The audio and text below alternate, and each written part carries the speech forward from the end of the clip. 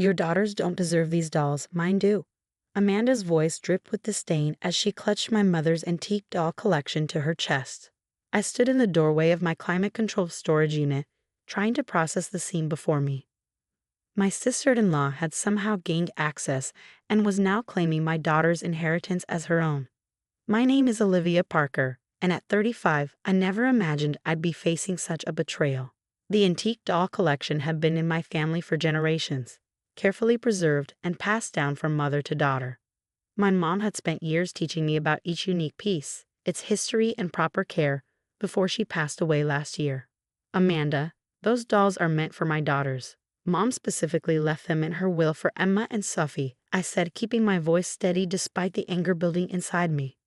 My twin girls, now 8, had been looking forward to receiving these precious heirlooms on their upcoming birthday, just as I had at their age. Amanda sneered, adjusting her designer handbag while balancing the box of priceless dolls. Please, your girls don't even appreciate fine things. They're always running around in the dirt, playing sports. My precious Lily and Rose know the value of beautiful collectibles. They deserve these more. I watched as she began cataloging the dolls with her phone camera, probably already planning how to display them in her showcase home. What she didn't know was that I had been expecting something like this ever since she started asking suspicious questions about the collection's storage location. You do realize this is theft, right? I asked calmly, pulling out my home phone. I have the storage unit's security footage, and those dolls are legally documented as my daughter's inheritance. Amanda's perfectly made-up face twisted into a smirk. Oh, save your threats. James will never let you cause trouble over this. He knows how much my girls love antique dolls. Besides, she added, a triumphant gleam in her eye, I already have his approval. James, my husband's brother, had always given in to Amanda's demands, but this time she had gone too far. What she didn't know was that I had taken precautions months ago after overhearing her boasting at a family dinner about how she'd acquired her cousin's vintage jewelry collection. Keep them, I said, surprising both of us with my calm demeanor. If you think your girls deserve them more, then take them. Amanda's expression flickered between suspicion and victory. She hadn't expected me to give in so easily. Well, good. Finally, you're being reasonable. These dolls will be much better appreciated in my home. As she strutted past me with her stolen treasure, I couldn't help but smile slightly. She had no idea what she'd just taken, or what was about to unfold. That evening, as I tucked my daughters into bed, Emma asked about the dolls. Mom, when can we see great-grandma's special dollies? I smoothed her hair back, sharing a knowing look with Sophie. Soon, sweetheart. Very soon. Remember what I taught you about patience? The girls nodded, repeating a lesson they had learned from their grandmother. Good things come to those who wait. Later that night, I called my mother's best friend, Margaret, who had been like an aunt to me growing up. She had helped me prepare for this very scenario. Amanda took them. Margaret asked, though she didn't sound surprised. Just like you predicted. Did she notice anything unusual about them? I smiled, settling into my favorite armchair. Not yet, but she will. 6 months ago, when Amanda started showing too much interest in a collection, Margaret and I had taken precautions. As a retired museum curator specializing in antique dolls, Margaret had connections that proved invaluable. The replicas should hold up to basic scrutiny, Margaret assured me. But the moment she tries to have them appraised or authenticated. That's exactly what I'm counting on, I replied. Knowing Amanda, she won't be able to resist showing them off to her collector friends. The real dolls, all 23 of them, were safely stored in a secure vault at Margaret's museum, each one properly documented and insured. The replicas Amanda had stolen, while beautifully crafted, were exactly that, replicas. High-quality ones, with subtle markers that any serious collector would recognize immediately. My phone buzzed with a text from Amanda. Just finished arranging the dolls in my special display case. You should see how beautiful they look in a proper home. My girls are thrilled. I didn't respond. Instead, I opened my email and confirmed my appointment with Mr. Davidson, a prominent antique doll collector who frequently collaborated with Margaret.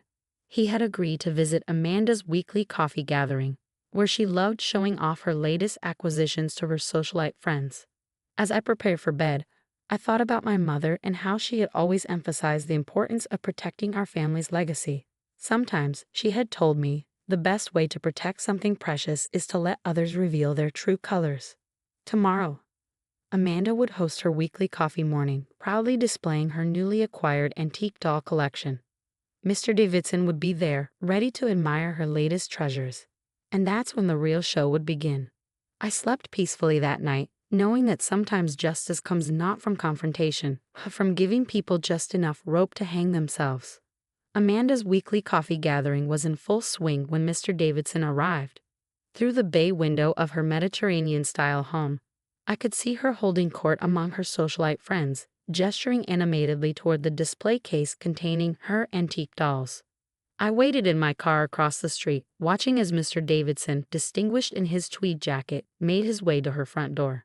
Margaret had assured me he was the perfect person for this. Not only was he one of the most respected doll collectors in the country, but he also had a particular distaste for frauds and thieves. My phone buzzed with a text from James, my brother-in-law.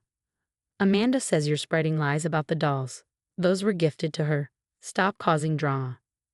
I smiled, typing back a simple response. Just wait. Through the window, I saw Amanda welcoming Mr. Davidson with exaggerated enthusiasm. She'd been beside herself when her friend Patricia mentioned knowing a prominent collector who'd love to see her family heirlooms. I stepped out of my car and made my way to the house, timing my arrival perfectly. Amanda was just leading Mr. Davidson to the display case when I rang the doorbell. Her housekeeper let me in, looking confused at my unexpected appearance. Olivia. Amanda's voice hit a pitch that could shatter glass. What are you doing here? I heard you were showing Mom's doll collection, I said pleasantly. I thought I might share some of their history. Mr. Davidson turned to me with interest. Ah, so these dolls belong to your mother. Actually, I began, but Amanda cut me off. They're mine now, she said quickly. A family gift. Look at this one, Mr. Davidson. It's a rare German piece from the 1860s. I watched as Mr. Davidson adjusted his glasses, carefully examining the doll Amanda was practically shoving in his face. His expression remained neutral, but I caught the slight tightening around his eyes. Interesting, he murmured. May I?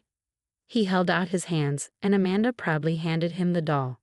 The room fell silent as he examined it, turning it gently in his experienced hands. Amanda's friends watched eagerly, waiting for his validation of their hostess's prestigious collection. Mrs. Bennet, he said finally, using Amanda's married name, where did you say you acquired these dolls? They're family heirlooms, she repeated, shooting me a warning glare, passed down through generations. I see, he placed the doll back in its stand with careful precision. And you've had them authenticated, of course. Amanda's smile faltered slightly. Well, no, but their provenance is clear. Just look at the craftsmanship. Yes, let's talk about that craftsmanship. Mr. Davidson turned to address the room. Ladies, what we have here is actually quite remarkable, but perhaps not in a way you might think. I could see the color beginning to drain from Amanda's face. These dolls, he continued, are exceptional replicas. The attention to detail is impressive. But they're not originals. In fact, he picked up another doll. I recognized the artist's work. These were created by Victoria Mason, one of the finest reproduction artists in the field. The room erupted in whispers. Amanda's friends exchanged glances, some hiding smirks behind their coffee cups. That's impossible, Amanda sputtered. These are authentic antiques. Olivia's mother collected them. Actually, I spoke up, pulling out my phone. Would you like to see the real collection? I pulled up the photos Margaret had sent me that morning, the genuine dolls, safely displayed in the museum's preservation room. These are my mother's dolls, documented and authenticated. What you have, Amanda, are the replicas I had made after you started asking too many questions about their storage location. Amanda's face went from white to red in seconds. You tricked me.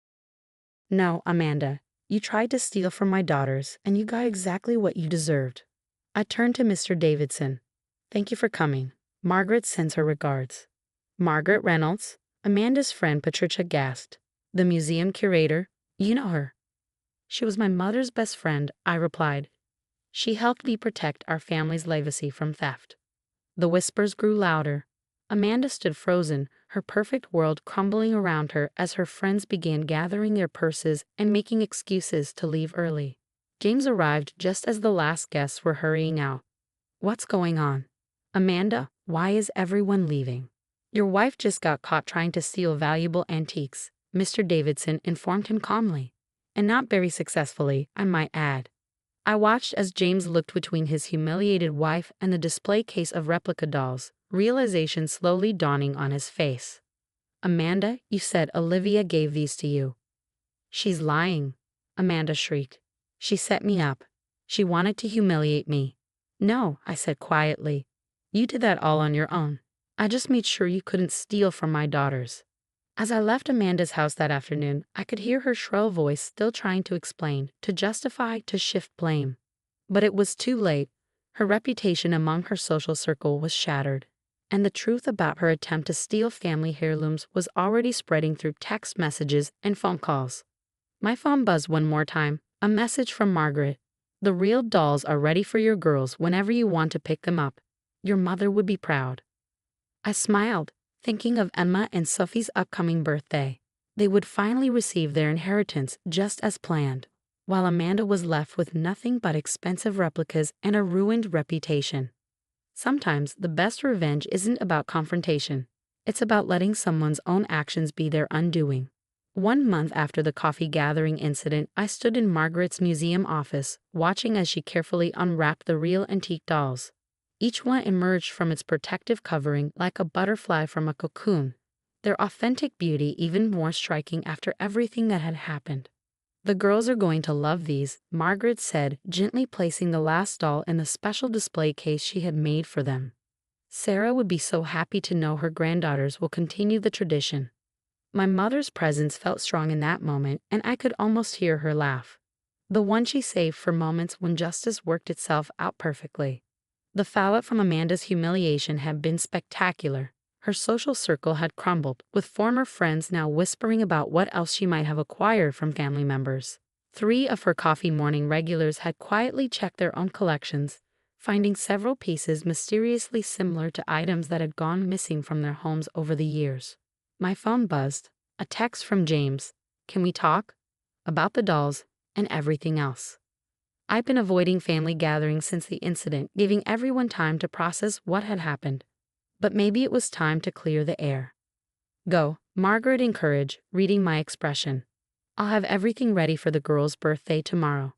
I met James at a quiet cafe downtown. He looked tired, the kind of exhaustion that comes from finally seeing the truth about someone you love. "Amanda's moving out," he said without preamble. "She's going to stay with her sister in Phoenix. Says she needs a fresh start." I stirred my coffee slowly, and the girls. "They're coming with me. We'll share custody. But—" He trailed off, then looked at me directly. "Did you know about the other things she'd taken?" I shook my head. I only knew about her trying to steal the dolls, but I'm not surprised there was more. He nodded, running a hand through his hair. "Patricia's missing jewelry, Susan's antique books, they all turned up in our house. Amanda says she was borrowing them, but sometimes people show us exactly who they are," I said quietly. "We just have to be willing to see it." "Your girls," he said, changing the subject, "they never got to meet their grandmother, did they?" "No, Mom passed before they were born. But these dolls, they're a piece of her. A way for them to connect with their heritage." The next day, Emma and Sophie's 8th birthday party was a small affair. Just family, Margaret, and a few close friends. The girls sat cross-legged on the floor as Margaret helped me unveil the display case containing their inheritance. "These dolls," I began, watching their eyes widen, "belong to your great-great-grandmother. She passed them to her daughter, who passed them to her daughter, and then to your grandmother, who gave them to me. And now, they're yours."